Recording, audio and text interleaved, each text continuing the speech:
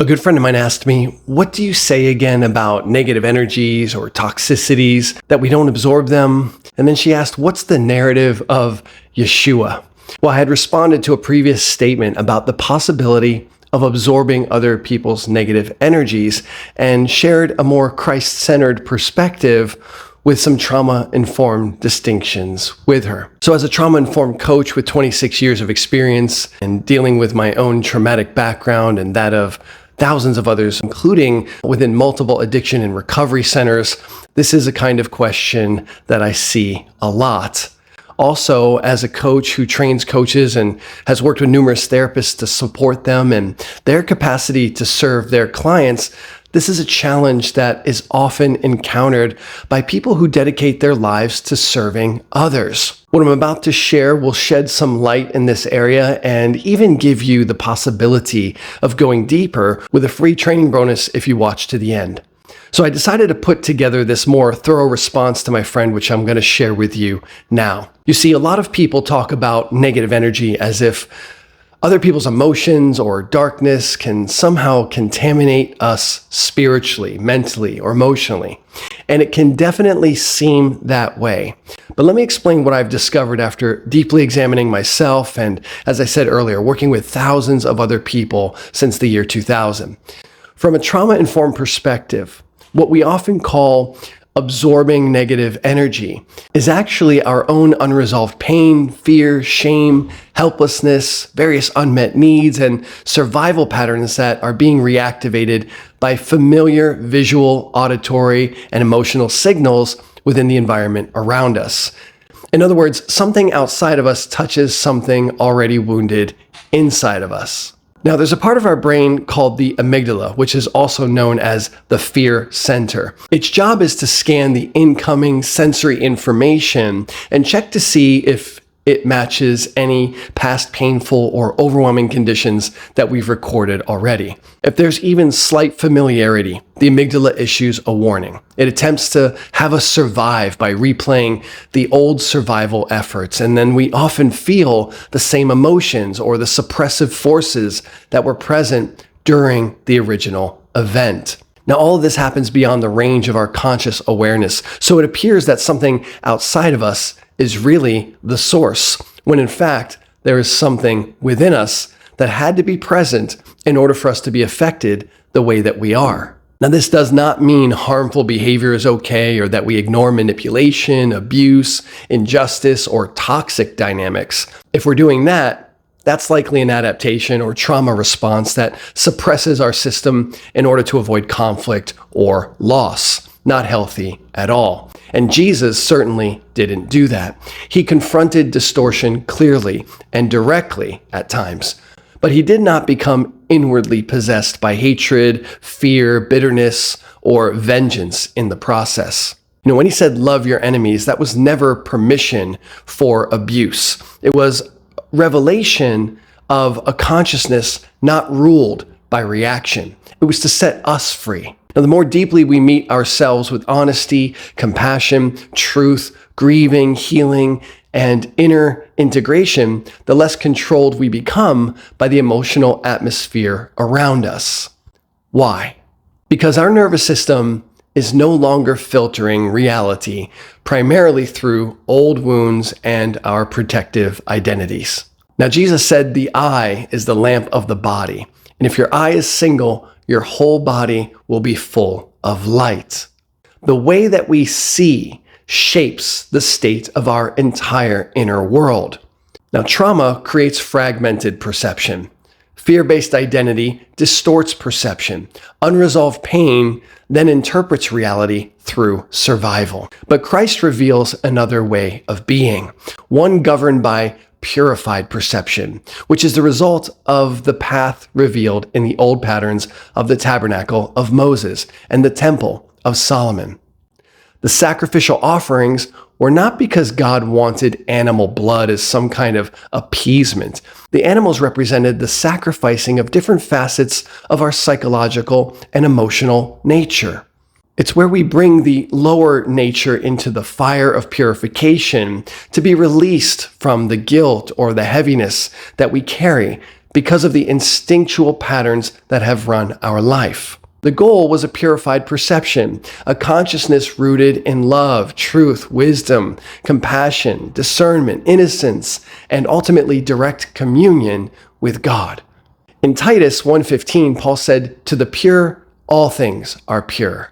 Not because everything is healthy or harmonious externally, but because pure awareness itself is not corrupted by what it witnesses. It sees everything as part of a much greater whole, even the apparent evil and destruction that so many of us resist in life.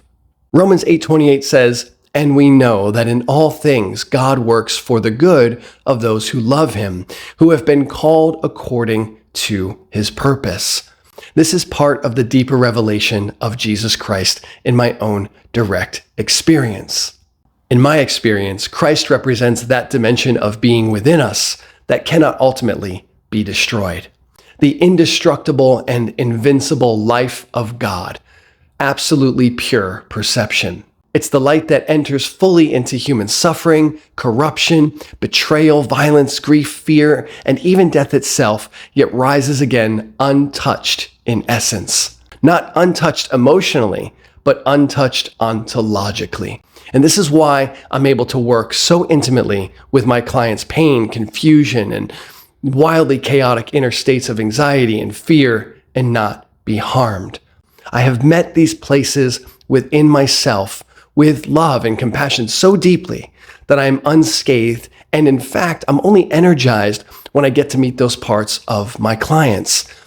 Their relief becomes an instant source of joy within my own being. So rather than being affected by negative energies, by transmuting them, they have now become gold and even pure pleasure. The pure awareness of God is not wounded in its essence, even though the human nervous system and identity structure may carry wounds. And as healing happens, we begin to experience more and more of that unreactive, loving, grounded presence within ourselves. Not becoming passive, not becoming disconnected or dissociated, not becoming a doormat for other people's abusive or manipulative behavior, but becoming less psychologically enslaved to fear, projection, reactivity, and unconscious identification with our past pain and fear. You are the light of the world, Jesus said, not because the human ego is God. In fact, the human ego is really our own self-constructed identity that's desperately trying to escape a deeper identity, still trapped in fear, pain, and overwhelm. But because the true life of God shines through the human being, when the inner distortion begins to clear, we can experience the purity and truth of who we are at our core. That is why healing matters. Coming into wholeness, or integrating the parts of us that have been disintegrated or shut out, unwanted, denied, shamed, and deeply resisted and suppressed. That is why the work within matters. That is why love for self and others matter. That is why the fusion of trauma-informed coaching and the pure presence of Jesus Christ as experience of one's own inner reality are so important, and are my foundation in service to humanity. Not as a thing to perform in order to earn God's approval, but as a restoration of clear seeing through my own surrender to the healing process, the sacred work within that is governed by the high priest, Jesus Christ, and the next level and natural response, which is to provide a space for others to experience the same.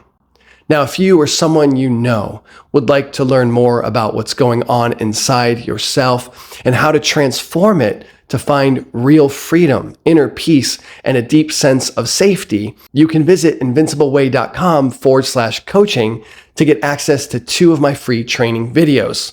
Video number 1 is titled The Map Beneath the Madness: Clearing Core Wounds, Fears, and Beliefs. This is where you'll discover the hidden framework that explains every cycle of lack, limitation, and suffering, and how to break it. You'll learn how your nervous system, emotions, and subconscious beliefs secretly shape your reality. You'll also discover how unconscious core wounds, fears, and beliefs silently control your income, your relationships, and your purpose, and ultimately you'll discover how to be free. Video number 2 is titled The 4 Core Convictions and the 9 Masks That We Wear to Survive Them. And in this training, you'll uncover the 4 core convictions, these hidden agreements that are shaping our identity and ultimately our destiny. You'll meet the 9 masks, or these survival personas that we wear to feel safe, accepted, or in control of our lives.